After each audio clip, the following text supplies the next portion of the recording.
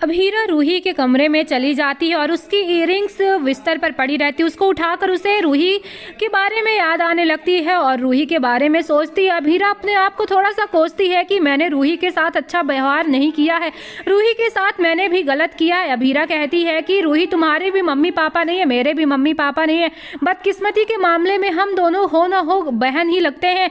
अब हीरा ये सब बातें अपने अपने आप में दोहराती है और अपने आप से ही बात करती। तभी वहाँ पर दादी मनीषा और विद्या आ जाती हैं। दादी रूही के कमरे में अभीरा को देखकर बहुत ज़्यादा गुस्सा होती है और कहती हैं कि अभीरा तुम्हारी हिम्मत कैसे हुई रूही के कमरे में आने की? क्या तुम्हारी माँ ने तुम्हें तमीज़ नहीं सिखाई है कि किसी के कमरे में चोरी छिपे नहीं जाया जाता है? तुम्हारे पास मैनर नहीं है क्या? अभीरा सॉरी कहती है और वहाँ से जाने की कोशिश करती है। तभी दादी उसे रोकती है और कहती है कि तुम मुझे बताओ कि तुम रूही के कमरे में क्या कर रही थी? रूही तुम्हारे कारण घर छोड़कर चली गई, अब तुम उसके कमरे में क्या कर रही हो?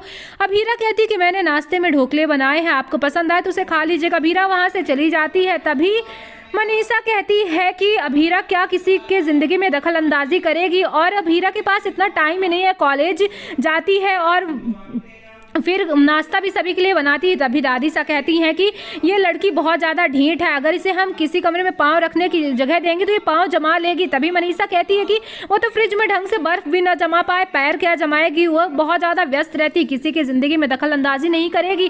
तभी दादी सा कहती हैं कि हम उसको करने भी नहीं देंगे, हम उसको इतनी ज़्यादा छूट ही नहीं देंगे कि वह रूही की ज़िंदगी बर्बाद करे। रूही यहाँ से चली गई है, हमने रूही से वादा किया था कि उसे बेटी की तरह रखेंगे, पर हम उसे बेटी की तरह रख नहीं पाए हैं।